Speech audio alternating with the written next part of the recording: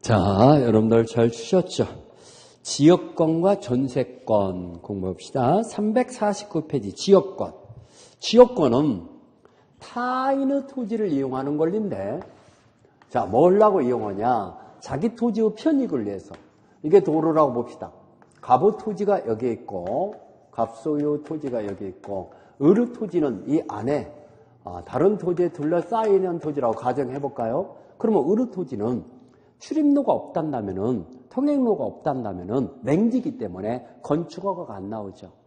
그러면 갑의 토지 일정량을 건축이 가능한 부분에 이 통행로를 개설하기로 했어요. 이걸 통행지역권이라고 하죠. 그러면 자, 통행지역권인데 이 을이 지역권자고 이자가 지역권자고 이자가 설정자죠. 이자는 지역권 설정자. 토지를 빌려주는 자. 그러면 이 토지는 건축도 가능한 토지가 되거든요. 그러면 이 토지가 편리와 이익이 발생하죠. 이걸 요역지라고 해요. 편익을 제공받는 토지를 뭐라고 부른다? 요역지. 편익을 제공해주는 토지, 설정자의 토지, 이걸 승역지라고 해요. 편익을 제공해주는 토지를 승역지, 편익을 제공받는 토지를 요역지. 근데 요역지는 반드시 일필지의 전부만, 일부는 안 되죠. 그렇지만 승역지는 일필지의 일부도 무방하죠. 전부일 수도 있지만 일부도 가능하죠. 요역지는 전부하고. 그래서 요역지 소유자가 지역권자이고 승역지 소유자가 설정자라는 거. 그러면 이건 설정 계약과 등기가 있음으로써 지역권이 발생하죠. 등기해야죠. 그래서 승역지의 을고란에 지역권 설정 등기를 하죠.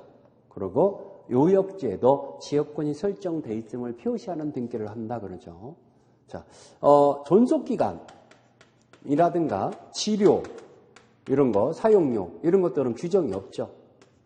아무런 규정이 없어요.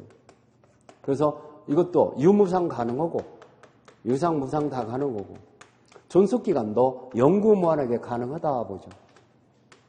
영구무한하게 가능하다. 아무런 규정이 없다라는 거. 자, 지역권. 그러면 지역권에서 중요한 건 뭐냐면요. 이 세 가지예요. 부종성, 불가분성, 취득쇼. 이 세 가지가 중요해요. 이 세 가지만 잘 정리해 놓으면은 여러분들 뭐 어떻게 나와도 다 맞지 않냐 이렇게 봅니다. 이 세 가지. 부종성, 불가분성, 또 그 다음에 취득쇼. 자, 우리 지역권 여기 349페이지에 제일 위에 의의에서 세 번째 줄 어느 토지에 대한 통행지역권이 주장하려면은 그 주장자가 요역지가 있음을 입증해야 한다. 그거 좀 색칠해 놓으세요.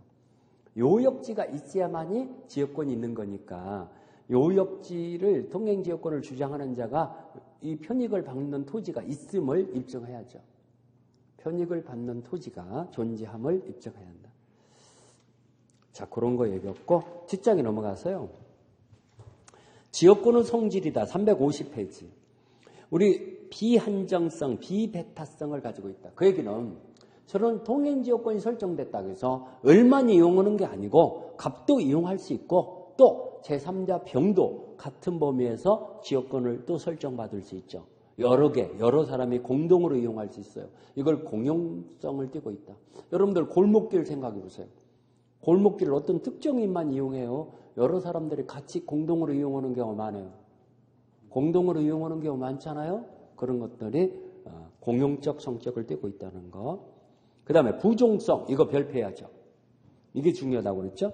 292조 읽어볼까요? 1항 지역권은 요역지에 부종하여 이전하며 또는 요역지에 대한 소유권 유효 권리의 목적이 된다. 자, 요역지가 저당권 설정했어요. 그러면 이 지역권도 저당권 효력이 미치죠. 지역권에도 지상권, 전세권, 이 지상권자, 전세권자도 이 지역권 행사할 수 있죠. 다른 약정이 있을 때는 그 약정에 가는 거고 2항 지역권은 요역지에 분리하여 양도하거나 다른 권리의 목적으로 하지 못한다 써있죠. 그래서 이게 부종성이라는 거.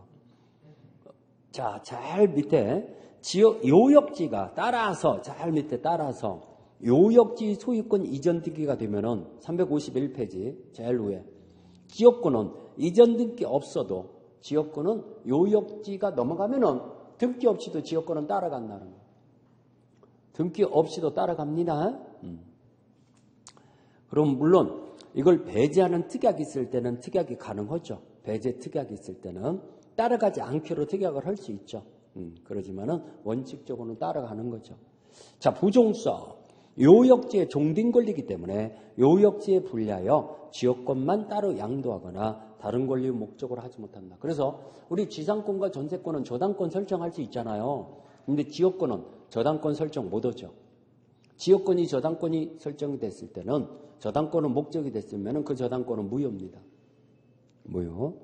자, 불가분성 별표해야죠. 이 불가분성은 공유자 중에 한 사람이 어떤 효력이 다른 공유자한테 효력이 미치냐 안 미치냐. 다른 공유자한테 이익이 되는 것은 효력이 미칩니다. 그렇지만 다른 공유자에게 이익이 되는 게 아니에요. 손실이 되는 상황이에요. 다른 공유자한테는 효력이 부정되죠. 인정되지 않죠. 그러면 한 사람이 공유자 중 1인이 지역권을 취득했다 이렇게 나와요. 그러면 다른 공유자 전원이 다 취득하죠. 좋은 거니까. 재산권 취득이니까. 그렇지만 한 사람이 지역권을 포기했다 이렇게 나와요. 다른 공유자의 지역권이 소멸되지 않죠. 전원의 소멸 사유가 생겨야만이 소멸되는 거죠. 한 사람이 1인의 소멸시효 중단 사유가 생겼다 이렇게 나와요. 다른 공유자한테도 중단의 효력이 생긴다는 거. 한 사람에게 취득시효 중단 사유가 생겼다 이러면은 다른 사람에게는 중단의 효력이 안 미친다는 거. 전원에게 중단 사유가 생겨야죠. 이건 좋은 거니까 다른 공유자한테도 효력이 인정돼. 하지만 이건 나쁜 거니까 다른 공유자한테는 효력이 부정돼. 좋은 것은 인정되고 나쁜 것은 다른 공유자한테는 효력이 안 생긴다는 거구나. 오케이? 그게 불가분성이에요. 그래서 지역권 그걸 얘기하는 건데 뒷장에 넘어가서 기억번 공유자 1인이 소멸 청구다. 한 사람이 소멸됐다고 해서 지역권은 소멸되는 게 아니에요. 전원이 소멸 사유가 생겨야 소멸되는 거죠. 그렇죠? 그 다음에 니은번 한 사람이 취득해요. 이 니은번이 최고로 잘 나와요. 한 사람이 취득하면은 다른 사람도 취득해버려요. 이거 6년 동안 계속 나오더라고. 니은번 한 사람이 지역권을 취득하면은 다른 사람도 취득해버려요. 좋은 거니까. 그 다음에 소멸시효 중단 정지. 이것도 좋은 거죠. 그러면 한 사람의 소멸시효 중단은 다른 공유자한테도 그 효력이 미치죠. 효력이 인정되죠. 그렇죠? 그렇지만 취득시효 중단은 모든 공유자 사유가 아니면은 중단의 효력이 안 생기죠. 이건 좋은 거고. 왜 이게 좋은 거냐? 소멸되는 걸 막은 거니까. 소멸되지 않게 됐으니까 좋은 거죠. 근데 취득하는 것이 막혔으면은 취득하지 못하게 됐으니까 나쁜 거죠. 이해갔죠? 소멸시효 중단은 좋은 거고 취득시효 중단은 나쁜 거라는 거. 거기 체크 플러스 해갖고 잘 설명이 잘 나왔잖아요. 박스로 정리해놨잖아요. 그렇죠? 대가의 존속기간 여기 대가 존속기간 아무런 규정이 없다고 그랬죠? 그래서 유상 무상 다 가는 거고 여기 존속기간도 영구먼하게 인정한다 써있죠? 우리 판례에서는 영구먼하게 인정한다.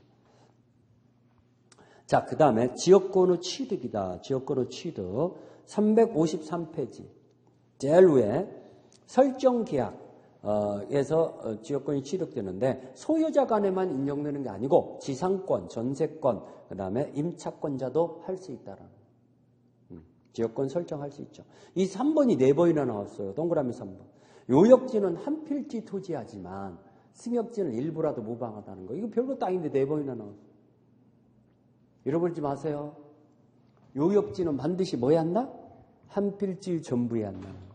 일부는 안 된다는 얘기야. 그렇지만 승역지는 일부도 무방하다는 거. 오케이?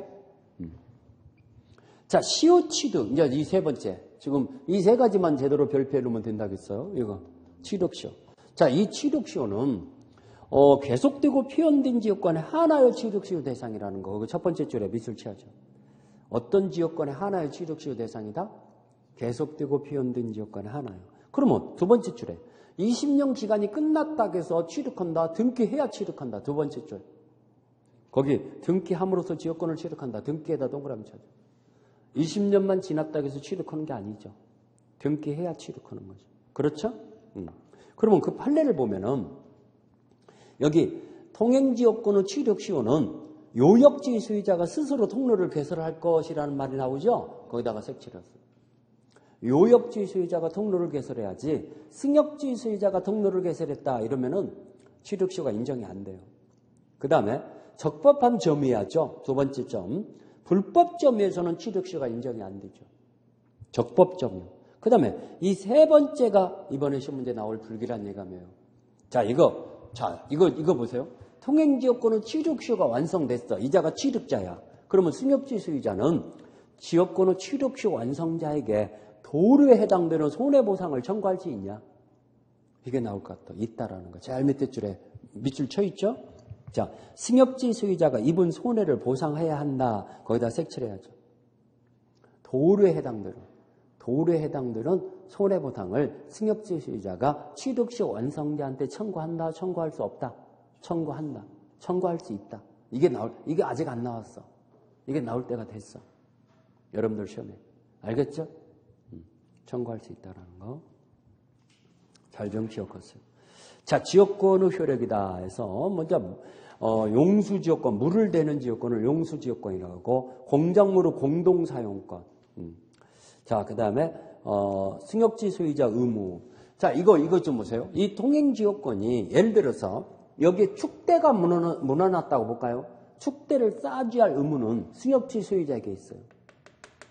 그러면 자기는 별로 필요 없는데 이 을을 위해서 축대가 붕괴될 때마다 축대를 쌓아줘야 하고 비용도 많이 들어가잖아. 그러니까 나 이거 필요 없는 토지니까 당신 가져가시오라고 넘겨버리는 의사표시가 가능해요. 위기라는 건 공짜로 넘기는 거.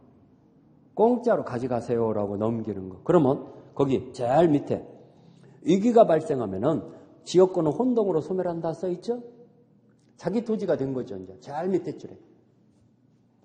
자기 토지를 자기가 사용하는 게 아니니까 타인의 토지를 이용하는 게 지역권이니까 위기가 발생하면은 지역권은 혼동으로 소멸합니다. 자, 넘겨버리는 의사표시를 뭐라고 한다? 위기. 355페이지. 지역권의 물권적 청구권. 자, 지역권은 점유를 하지 않고 있거든요. 그럼 뭐가 없어요? 반환 청구권이 없죠. 이거 시험 문제 잘 나오죠. 반환 청구권은 인정되지 않고 뭐만 인정된다? 방해 제거 청구권과 방해 예방 청구권만 인정된다. 반환 청구권은 없다는 거. 자, 이래서 지역권을 다 정리했네요. 그렇죠? 지역권. 전세권은 자, 전세금을 지급해야죠. 전세금을 지급을 요소로 하면서 그 다음에 타인의 부동산, 타인의 토지나 건물. 자, 우리 지금 조금 전에 공부했던 지상권과 지역권은 토지에서만 생겼잖아. 근데 여기는 건물 전세권도 있다라는 거. 토지나 건물을 설정 계약, 이용하기로 하는 계약과 등기가 있음으로써 발생하죠. 근데 이 토지와 건물이 틀린 점은 건물에만 있는 것이 두 가지 있죠. 건물에만. 최단기간. 1년이라는 최단기간은 토지 전세권은 없죠. 건물 전세권만 있어요. 그 다음에 묵지역갱신, 법정갱신이라고 그러죠. 이것도 건물 전세권만 있죠. 토지 전세권은 없어요. 그거 알아놓으세요. 두 가지. 그 다음에 설정 계약과 등기가 있으면은 발생하고 목적물의 인도. 목적물의 인도는 성립 요소가 아니라는 거. 성립 요소 아니다. 그러면 인도를 안 했더라도 아직 지금 전세권자가 그 건물을 사용 않고 있어. 그래도 전세권 설정 등기가 되면은 전세권은 발생한 거죠. 인도는 요건이 아니라는 거. 자, 우리 357페이지. 법적 성질, 타 물건이다. 타인의 부동산에서 생기는 건데 거기 기억번의 두 번째 줄. 농경지는 전세 목적으로 할 수 없다라는 거예요. 왜 농경지가 전세 목적으로 못 옵니까? 라고 물어보는 분이 있어요. 규정을 그렇게 해놨는데 저 소작쟁이를 금지하려고 이렇게 규정을 해놨죠. 자기가 농사도 안 지르면서 막 땅을 우리 그 지주들이 있었잖아. 지주. 그러면 동네의 땅을 다 자기 소유로 하면서 나머지 동네 사람들 농경사위에서 빌려줘갖고 농사 지켜고 다 추수했을 때 다 가져가고. 그러면 동네 사람들은 계속 그 가난을 면치 못하잖아. 그래서 지가 농사 못 짓게 되면은 빌려주는 것도 금지시키려고 전세권을 설정 못 하도록 하는 거죠. 알겠죠? 농경지는 전세하지 못한다. 건물이나 토지 일부분만 분필 절차 없이도 전세권 설정할 수 있죠. 일부분만. 용익물건이고 용익물건이면서 담보물건이죠. 그래서 여기 용익물건의 네 번째 줄 상린관계 규정이 준용되며 물권적 청구권도 인정된다 써있죠.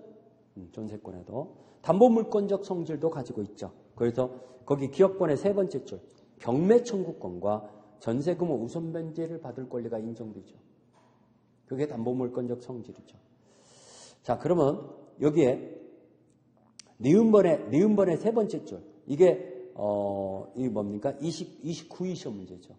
전세권은 등기부상에 기록되기 전에 기록된 전세권에 등기부상에 전세권 등기가 됐어. 근데 존속기간에 상관없이 존속기간 전에 전세권 등기가 됐어. 그러면 전세권은 발생하냐? 유효하다는 거.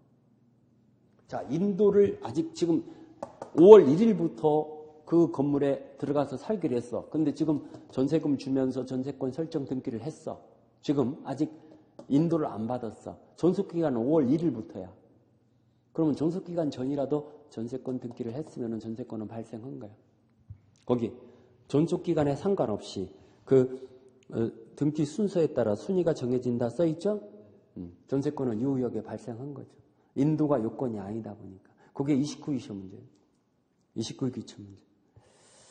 자, 담보물권의 통유성, 보존성, 수반성, 불가분성, 물상대의성 다 전세권에 다 인정되죠. 전세금 반환 청구권의 분리 양도가 가능한지 여부다. 원칙은 전세권과 함께 양도해야죠.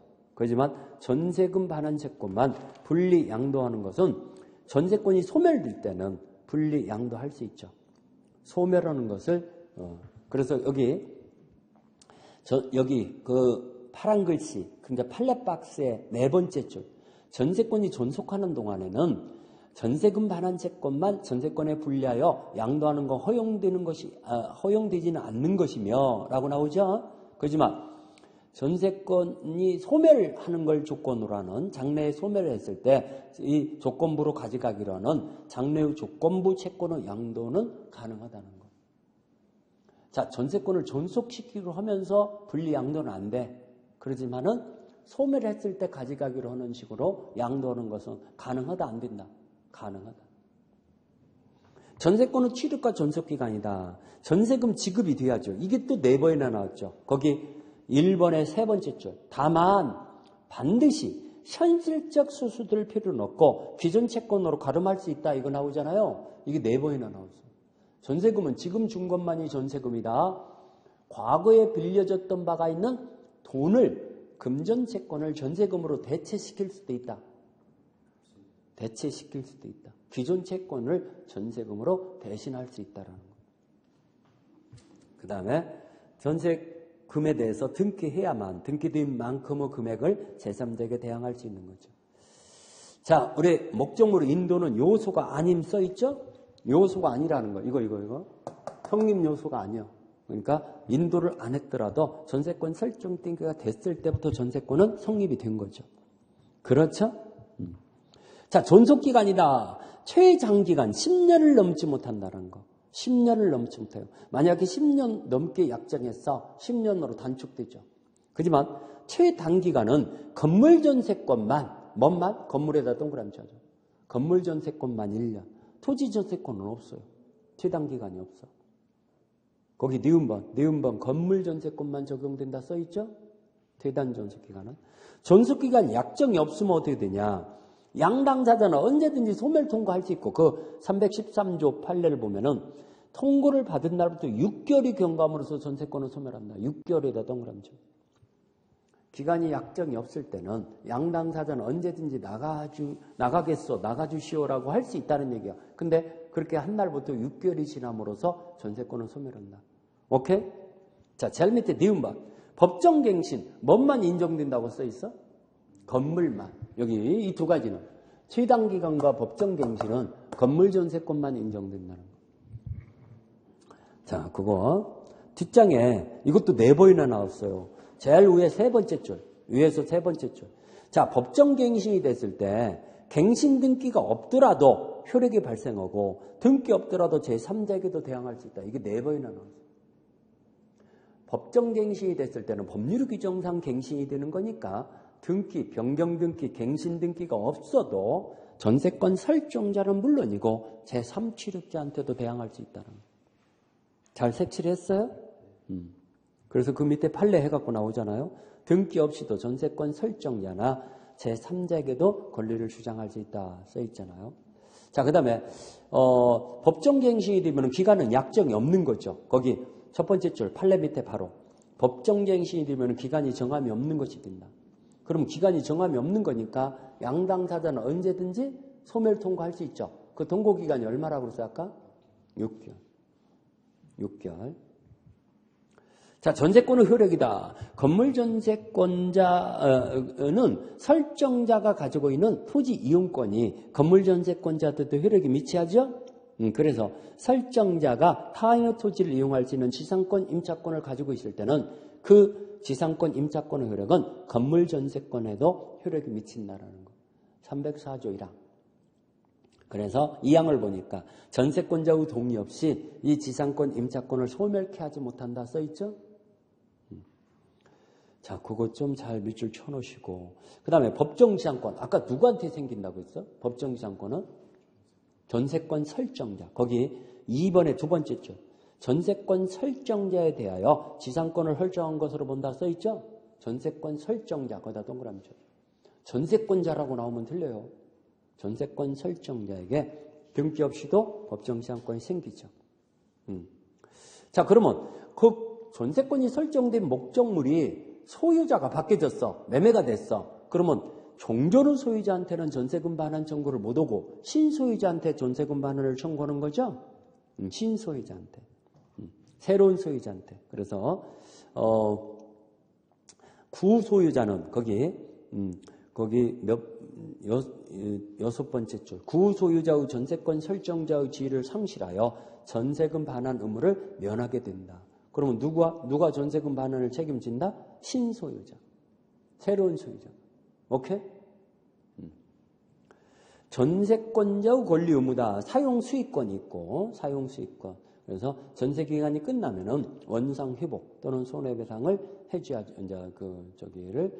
손해를 발생케 했으면 손해배상 청구권이 생기죠. 전세권 설정자는. 전세권자의 유지, 수선 의무가 있죠. 전세권자가 수선을 해야 하니까 거기에 2번의 세 번째 줄.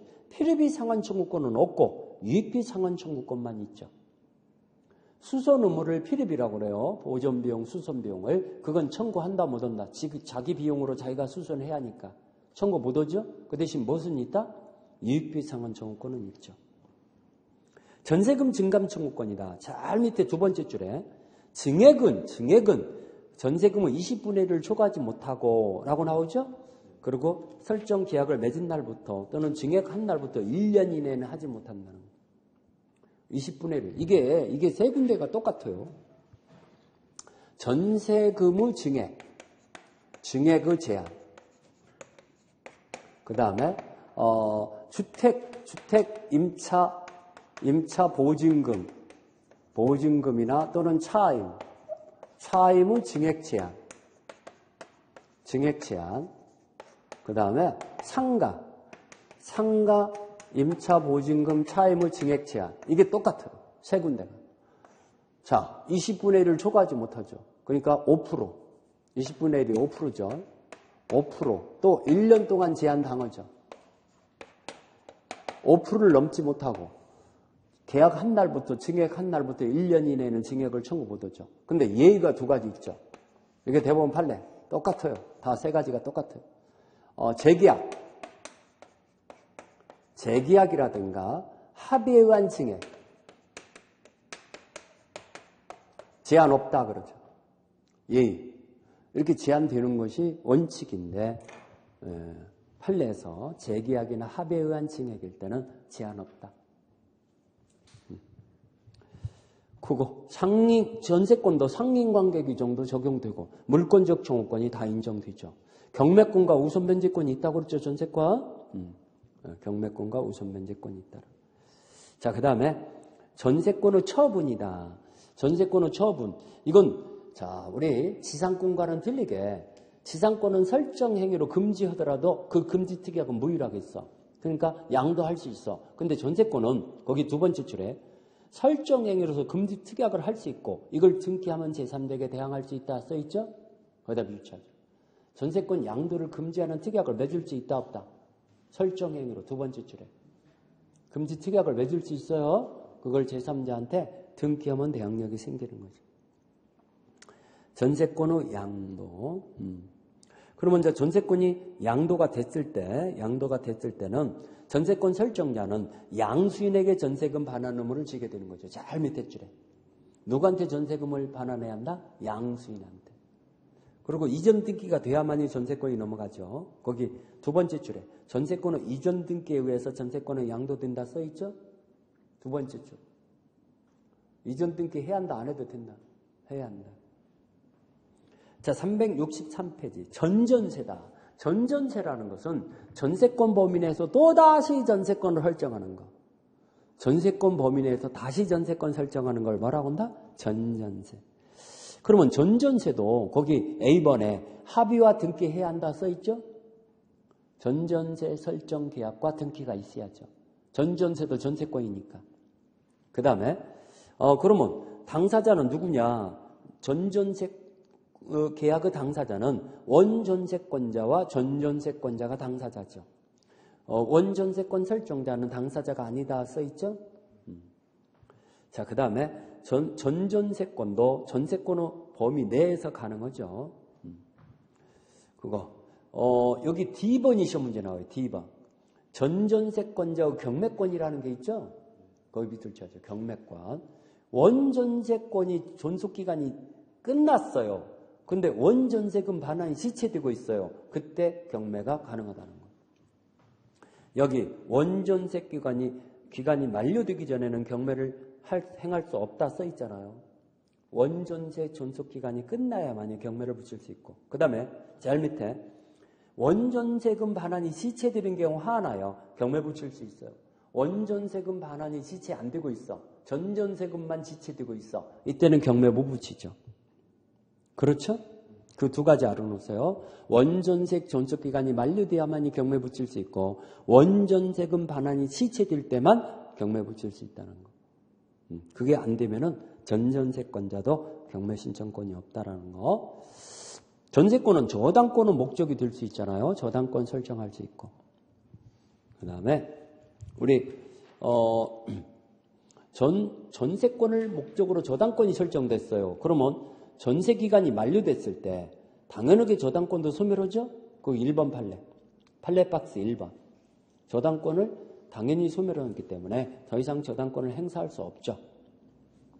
근데 자, 여기 3번 판례를 보니까 기간이 소멸됐을 때 전세금 반환 채권에 압류 등 이런 것들을 해놨을 때는 전세금 반환에 이 뭡니까? 저당권의 효력이 미쳐요. 근데 그런 것들이 없는 한은 전세권자한테만 전세금 반환 의무를 지는 거죠. 저당권자에게는 어떤 법적 구속력이 없죠. 압류 등을 안 해놨을 때는. 압류 등을 했을 때는 저당권자가 우선 변제권이 있지만은 그런 것들이 없으면은 아무 권리를 행사 못 한다는 얘기죠. 그렇죠? 전세 기간이 끝나면은 저당권도 소멸하는 거니까. 자, 전세권의 소멸이다. 소멸. 전세권의 특이한 소멸 사유. 설정자의 소멸 청구. 용도를 위반해서 사용 수익하는 경우는 소멸 청구할 수 있죠. 전세권 설정자가. 그때 기간이 약정이 없으면은 제일 밑에 양당사자는 소멸 통고를 할 수 있는데 얼마가 지나면 소멸한다고 그랬지 아까? 6개월. 6개월의 경감으로서 전세권을 소멸한다. 365페이지.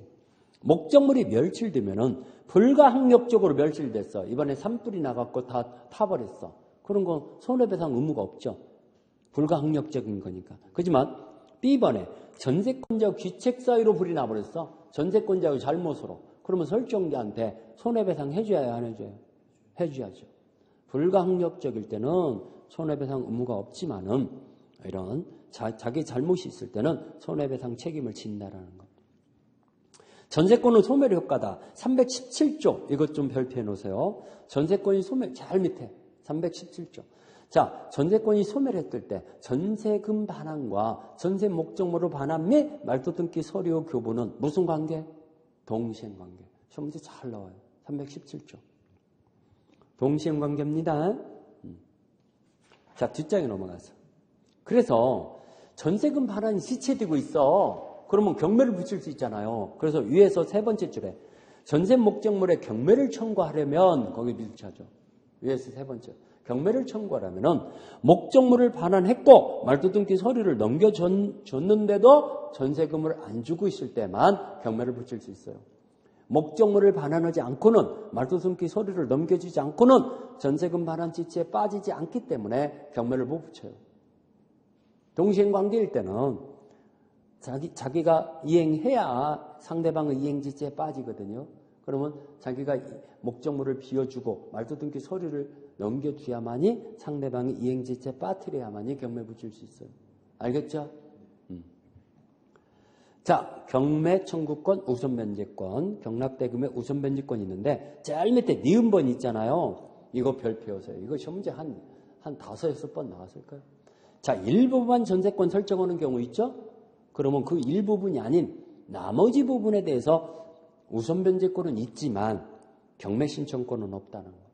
그 목적물 전부에 대해서 우선변제권은 있지만 경매 신청권은 없다는 거. 이것 좀 꼭 좀 기억하세요. 여러 번 나왔어요. 자, 그거 얘기했고 원상 회복과 부속물 수거권, 부속물 매수 청구권이 있는데 자, 전세권 설정자의 매수 청구권은 자, 여기 1번의 세 번째 줄. 전세권자는 정당한 이유가 없는 한 거절하지 못한다. 설정자가 내가 이거 살 테니까 당신 뛰어가지 마세요. 이거 나한테 팔고 가세요. 그러면 거절 못 한다는 점. 그 대신 전세권자의 부속물 매수 청구권은 자, 거기 2번의 첫 번째 줄. 설정자의 동의를 얻어 동그라미죠. 동의를 얻어서 첫 번째 줄. 동의를 얻어서 부속시킨 물건이나 두 번째 줄. 설정자로부터 매수한 거 거기다 동그라미죠. 둘 중에 하나가 있을 때만 부속물 매수 청구권이 있어요. 동의, 매수한, 매수. 둘 중에 하나가 있을 때 부속물 매수 청구권이 있다는 거. 우리 토지 임차인에게는 지상물 매수 청구권이 있잖아요. 그것이 토지 전세권에도 그대로 유추 적용하자 하는 것이 제일 밑에 판례죠. 토지 전세권에 건물을 지었어요. 근데 기간이 끝났을 때 건물이 현존해요. 그러면 토지 임차인의 지상물 매수 청구권에 관한 규정을 토지 전세권에도 유추 적용되죠. 유추 적용시킨다. 이렇게 보는 게 판례죠. 그러면 토지 전세권에도 지상물 매수 청구권이 인정된다. 이러면 맞아요, 틀려요? 맞았죠? 맞았죠?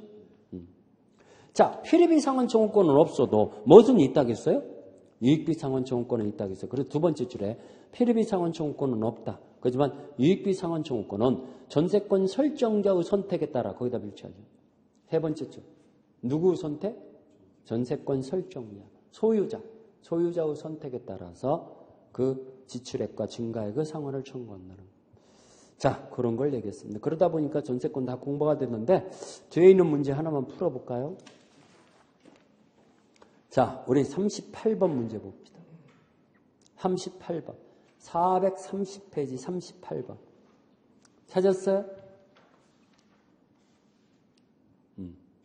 자, 전세권의 소멸에 관한 다음 기술 중 틀린 거. 설정행위로 전세권의 양도를 금지하였는데도 전세권자가 양도한 경우 설정자는 전세권의 소멸을 청구할 수 있다. 맞았죠?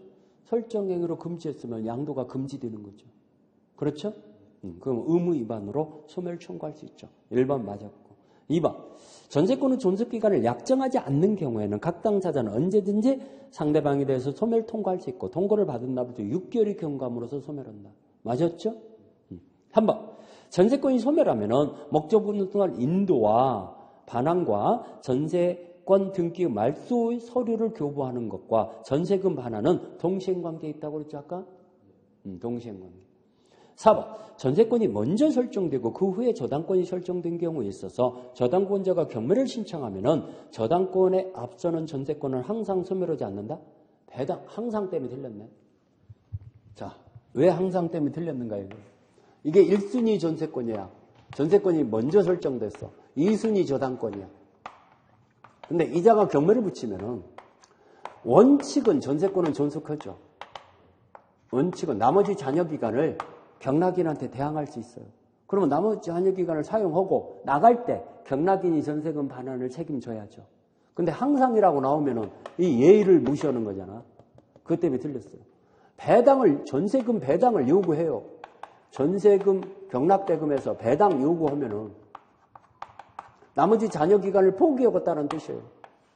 배당 받아가면서 소멸해요. 이것 때문에 틀렸어요. 항상이라는 말은 예의라는 말이 없다는 얘기거든. 오케이? 어떻게 됐을 때 소멸한다? 전세금 배당 요구 시에. 그러면 존속시킬 것인가 배당을 받고 나갈 것인가는 전세권자의 선택입니다. 알겠죠? 그래서 4번이 틀렸네요. 5번. 전세권을 목적물에 부속시킨 물건에 대해서 설정자가 매수를 청구할 때는 전세권자는 정당한 이유 없이 거절하지 못한다고 했죠. 그렇지만 전세권자가 매수 청구권은 설정자의 동의를 얻었다든가 설정자로부터 매수한 부속물이 한다고 그랬죠. 아까 동그라미 쳤던 기억나죠? 설정자의 동의를 얻었거나 또는 설정자로부터 매수한 때에 전세권자의 부속물 매수 청구권이 인정되죠. 그럼 5번 정확히 맞았죠. 4번만 틀렸고. 자, 그런 거. 그러다 보니까 우리 지역권과 전세권을 정리했고 담보물권에서 자, 370페이지. 담보물권의 본질이다. 물권성이고 교환 가치를 가지고 있는 거죠. 담보물권의 통유성 해갖고요. 부종성, 피담보 채권과 이 담보권의 운명을 같이 한다는 거. 그럼 피담보 채권이 소멸하면은 담보권도 따라서 소멸하는 걸 우리가 뭐라고 한다? 부종성. 그 다음에 371페이지. 수반성. 담보권을 양도하려면은 피담보 채권과 함께 양도해야 한다는 거. 채권에 분리해서 담보권만 양도할 수는 없다라는 거. 그 다음에 불가분성. 자, 피담보 채권은 전부 변제 시까지 전부의 담보적 효력이 미친다는 거. 만약에 일부만 변제가 됐어. 그러면은 담보권은 소멸하지 않죠. 전부에 대해서 효력이 미치죠. 그렇죠? 물상대의성. 이게 제일 중요하죠. 4번에다가 별표 해놨어요.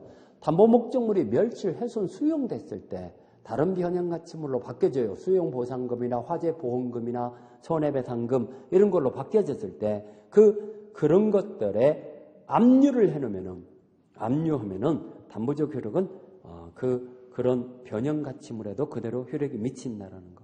거기 화재보험 네 번째 줄에 화재보험금 청구권 지급 전에 압류하여 우선 변제의 목적을 달성할 수 있다 써 있잖아요.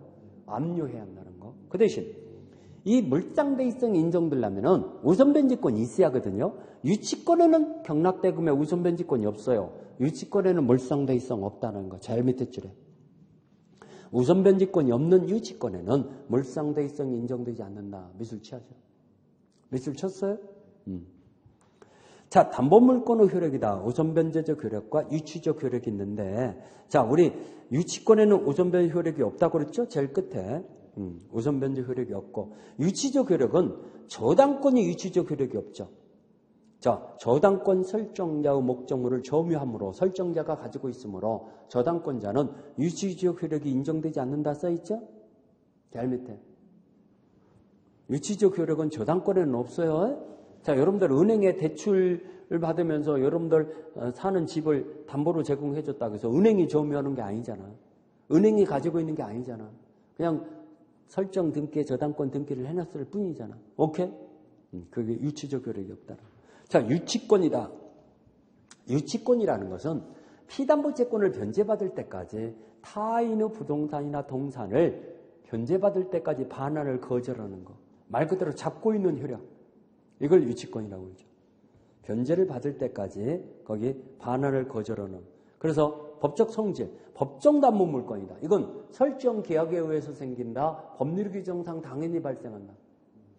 법률 규정상 당연히 발생해요. 법정 담보 물권. 보종성, 수반성은 있죠. 근데 불가분성도 있지만은 무엇은 없다고 했어요, 아까? 물상대의성은 없다고 했죠? 373페이지 제일 위에. 핵심 해갖고, 유치권에는 우선변제 효력이 없으므로 물상대의성도 없다. 여기 불가분성에서 하나 좀 알아놓을 것은 여러 개의 목적물에도 불가분성이 인정된다. 그래서 제일 위에 줄에만 밑줄 띄웠네요. 다세대 주택 전체에 대해서 시공한 공사대금 채권 전부 잔액의 전부의 피담보 채권으로 성립한다. 이 말이 뭔 말이냐면은 자, 우리 판례 읽어보면은 12채의 연립주택의 창호공사만 자기가 맡아서 여기 그 앞에 베란다 사시공사 그걸 창호공사라고 그러죠. 창호공사만 맡아서 자기가 했어요. 그럼 예를 들어서 한 집당 뭐 2천만 원이라고 할까요? 1,000만 원이라고 합시다. 한 집당 1,000만 원의 공사 비용이 발생했으면은 12채면 1억 2천이잖아. 1억 2천. 1억 2천은 지금 피담보 채권, 공사대금 채권이 발생했는데 그 중에 한 집만 점유하고 있어. 한 집만. 그러면 그 집에 상호공사의 1,000만 원을 받았다고 해서 유치권이 소멸하는 게 아니라는 거. 1억 2천만 원 다 받을 때까지 유치권은 계속 존속한다. 이게 바로 이 그 다세대 주택의 공사대금 전부를 다 받을 때까지는 이거 유치권은 소멸한다, 소멸하지 않는다. 소멸하지 않는다. 그걸 불가분성이라고 합니다. 알겠습니까? 여러 개의 목적물에도 불가분성이 적용된다는 얘기죠? 무슨 얘기인가 알아듣죠? 여러 개의 목적물에도. 자, 유치권의 성립 요건이다. 유치권은 그 목적물을 점유하고 있는 게 유치권인데 여기에 1번의 세 번째 줄 등기는 하지 않는다. 부동산 유치권이라도 등기 대상이다 아니다. 아니다.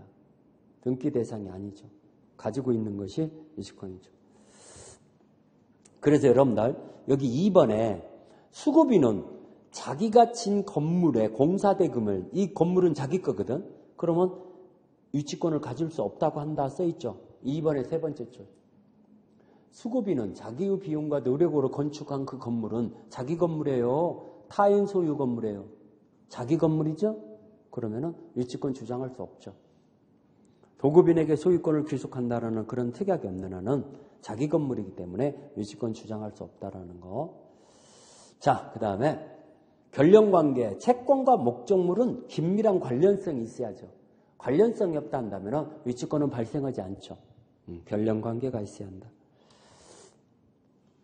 자, 그 다음에 우리 여기에 지금 이 유치권 1번은 유치권 생기는 거고 2번도 생기는 거고 3번 권리금 발환 청구권 나오죠. 4번 임차 보증금 발환 청구권 나오죠. 지금 판례에서 3번, 4번 이거 안 생기죠. 그래서 그 밑에 체크 플러스가 잘 써있네. 이 체크 플러스 좀 별표해 놓으세요. 유치권이 인정되지 않는 거 해갖고 잘 정리해놨죠. 임차 보증금 반환 채권, 권리금 반환 청구권, 그 다음에 매매 계약에서 매매대금 채권, 그 다음에 지상물 매수 청구권, 부속물 매수 청구권에서 그 매매대금 채권, 그 다음에 채무 불이행에 의한 의무 위반에 의한 손해배상 채권, 이런 의무 위반에 의한 손해배상 채권 이런 것들은 결련성이 없기 때문에 유치권 생긴다 안 생긴다? 안 생긴다. 자, 그런 거 얘기했고 375페이지 채권과 목적물의 점유의 결련관계다. 이건 결련성을 요한다, 요하지 않는다. 요하지 않는다. 그래서 5번째 줄에요.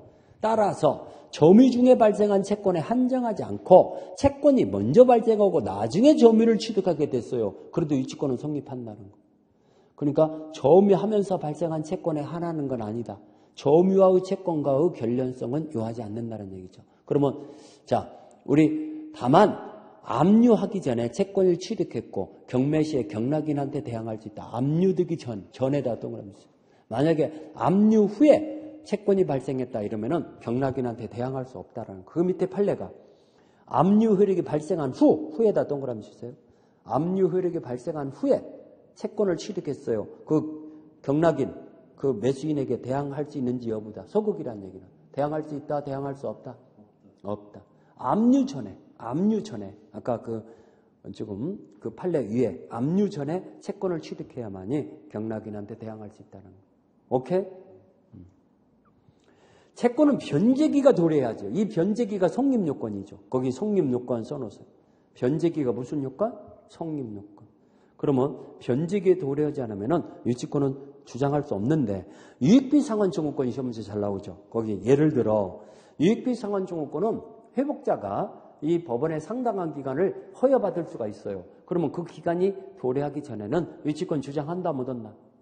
법원에서 기간을 허여받았을 때는 유치권 행사할 수 없죠. 적법한 점이야만 유치권이 성립되죠. 불법 점유에서는 유치권이 안 생겨요. 그래서 거기에 이 적법 점유가 유치권은 성립 요건인데 직접 점유뿐만 아니라 간접 점유도 상관없죠. 직접 점유뿐만 아니라 간접 점유도 무방하다는 거. 뒷장에 넘어와서 잘 위에 이거 4번이나 나왔어요. 자, 채무자를 직접 점유자로 하는 유치권자가 간접 점유가 됐을 때는 유치권은 성립하지 않는다는 거. 유치권은 소멸한다. 이게 4번이나 나왔어요. 채무자를 제3자를 직접 점유자로 하는 간접 점유가 됐을 때는 유치권은 계속 존속해요. 유치권은 발생해요. 그렇지만 채무자를 직접 점유자로 하는 간접 점유가 됐을 때는 유치권은 발생한다, 불발생한다. 불발생해요. 불발생한다는 거.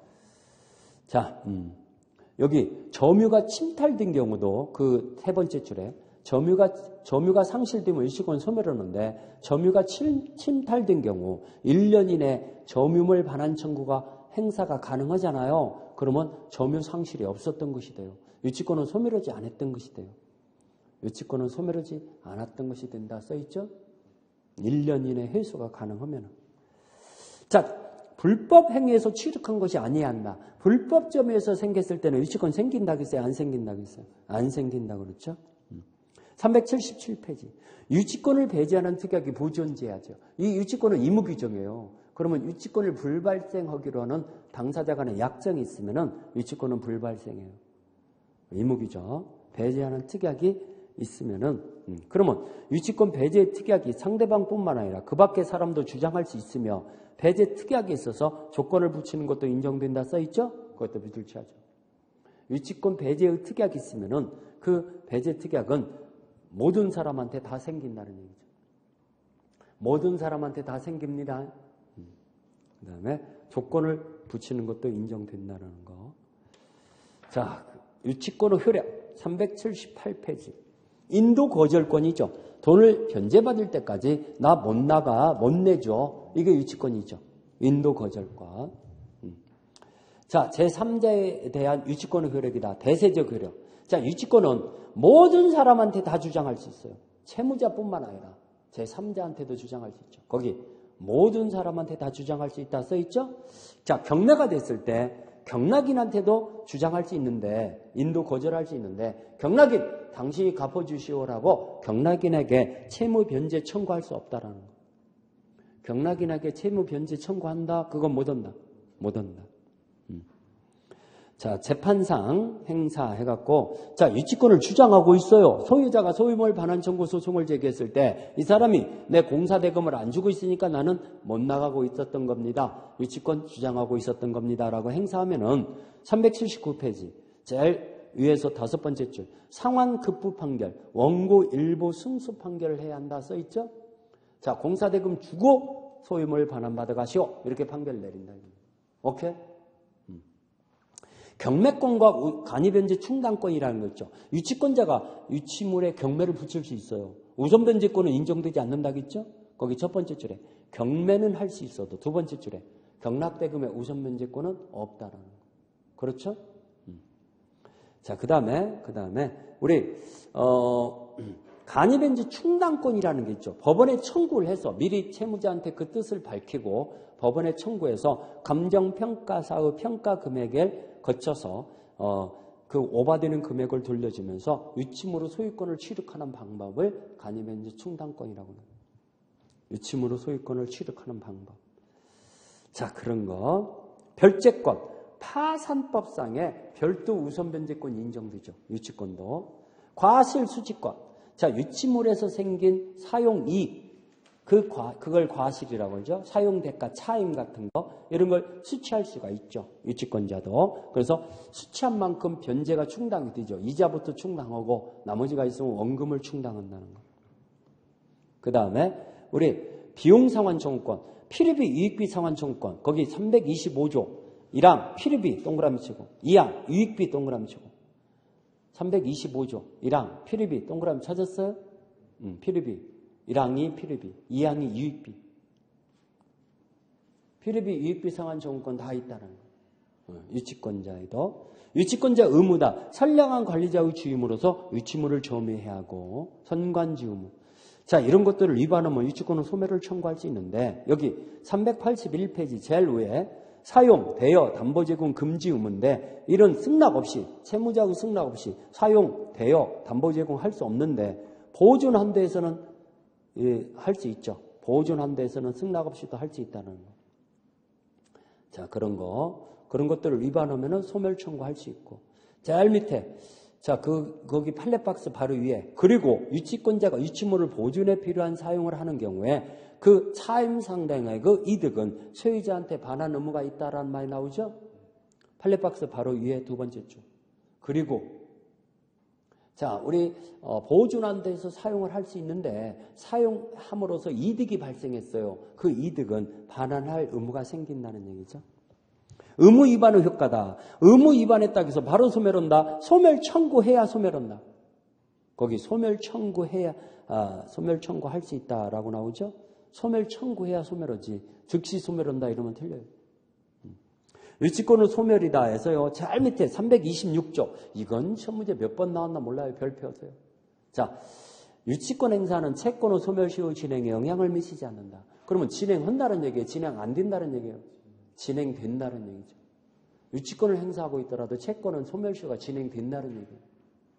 진행한다. 그걸 써놓으세요. 영향을 미치지 않는다. 헷갈리니까. 진행한다. 오케이? 진행한다는 얘기입니다. 자, 그런 거 얘기했고. 그 다음에 유치권의 특유 소멸 사유다 해서 채무자 의무 위반에 의해서 소멸 청구해서 소멸되는 거. 다른 담보를 제공해서 소멸 청구할 수 있고. 다른 담보를 제공해서 소멸 청구할 수 있다는 거 2번이죠. 2번. 점유를 상실하면 유치권은 소멸하죠. 점유를. 그렇지만 1년 이내 회수가 가능하면은 계속 점유했던 거니까 처음부터 유치권은 소멸하지 않았던 것이 된다 그랬죠? 1년 이내 회수가 가능하면은 처음부터 유치권은 소멸하지 않았던 것이 된다. 자, 이래서 우리가 유치권을 정리했는데 유치권 파트가 두 문제 나오니까요. 이거 틀리면 너무 아까워요. 제가 볼 때는 쉬운 부분이에요. 저당권보다 쉬운 부분이에요. 그러면 뒤에 있는 문제를 좀 유치권 문제를 좀 소화시키게 풀어볼까요? 자, 유치권 여기 4번과 5번 40번과 41번 두 개 풀어봅시다. 40번, 41번 두 개 풀어볼게요. 그러고 마칠게요. 자, 40번. 431페이지 40번. 갑은 자기 소유 X 건물을 전면적 수리를 을에게 의뢰했고 대금 지급 기일이 경과했음에도 대금을 지급함이 없이 수리를 완료한 을에게 건물의 반환을 요구했다. 자, 이거 수리비용 채권에 유치권 주장할 수 있죠? 자, 틀린 것은 을은 갑의 수리대금을 지급할 때까지 X 건물에 유치할 수 있다. 맞았죠? 2번. 을은 X 건물에 경매할 수 있다. 유치권자도 경매 신청권이 있다고 그랬죠? 우선 변제권은 없지만 을은 X 건물을 선량한 관리자의 주임으로서 점유해야 한다. 맞았죠? 선관지음으로서 점유해야 한다. 4번. 을이 보존행위로서 X 건물을 사용하는 경우 을은 갑에 대해서 불법 행위에 의한 손해배상 책임을 지지는 않는다. 오케이. 보존에 대해서 사용하는 정당하게 사용할 권리지. 이건 불법 행위가 아니잖아요. 보존에 그 대신 사용 이익은 반환해야죠. 부당이득 반환 문제가 생긴다고 그랬죠? 그러면 4번도 맞았고 5번. 을이 과실 없이 X건물을 소실된 경우 을의 권리는 화재보험금에 미친다? 말도 안 되죠. 물상대의성 없다고 그랬잖아요. 물상대의성이 없으니까 다른 변형가치물의 화재보험금인데 화재보험금에 유치권의 효력이 안 미쳐요. 물상대의성 없어요. 그러면 유치권은 소멸하는 거야. 그 목적물이 멸실됐으면. 오케이? 그러면 5번이 틀렸죠? 자, 41번. 유치권에 관한 432페이지 41번 유치권에 관한 설명 중 옳지 않은 것은 물건의 점유 전에 관련된 채권이 발생하고 후에 물건의 점유를 취득했어요. 채권이 먼저 발생하고 나중에 점유를 취득했어요. 그런데 유치권은 성립된다고 그랬죠?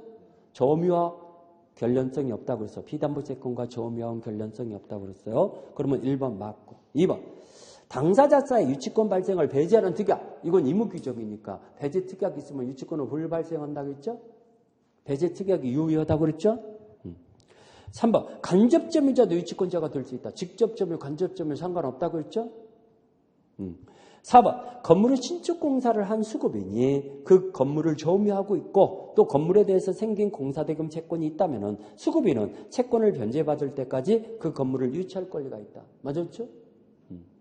임차인이 보증금 발행 채권, 자, 아까 권리금 발행 채권, 보증금 발행 채권 이런 것들은 유치권 생긴다고 해서 안 생긴다고 했어요. 체크 플러스. 아까 별표했잖아. 유치권 안 생긴다고 그랬죠. 임차 목적물과 결련성이 없기 때문에 유치권 안 생깁니다. 유치권 행사할 수 있다 나왔으니 틀렸어요. 우리 아까 우리 체크 플러스 별표한 거 몇 페이지야? 다시 한번 확인해 보시죠. 여기 374페이지. 체크 플러스 유치권이 인정되지 않는 거 374페이지 거기 임차 보증금 반환 청구권 나오잖아 1번에. 이 5가지 이것 좀 꼭 좀 잘 숙지하세요. 이거 굉장히 중요한 거야. 그거 별표했죠? 별표만 해놓고 머릿속에 안 들어가면 안 돼. 머릿속에 집어넣어요. 그래야 맞출 수 있어. 알겠죠? 별표한 것이 너무나 많네. 그래도 중요한 것들은 자꾸 머릿속에 하나하나 집어넣으려고 노력하셔야 한다는 거. 자, 오늘 공부가요. 여기까지. 그래서 오늘 소유권 파트에서 뒤에 부분 우리 뭡니까? 우리 취득 시효부터에서 공동소유 이걸 정리했고 그 다음에 지상권, 지역권, 전세권 그 다음에 유치권까지 정리했어요. 알겠죠? 다음 주에는 이제 저당권부터 해서 이제 저당권 끝나고 계약법으로 계약 총론으로 들어간다고 해야죠. 그렇죠? 자, 우리 장시간에 대단히 수고 많으셨습니다.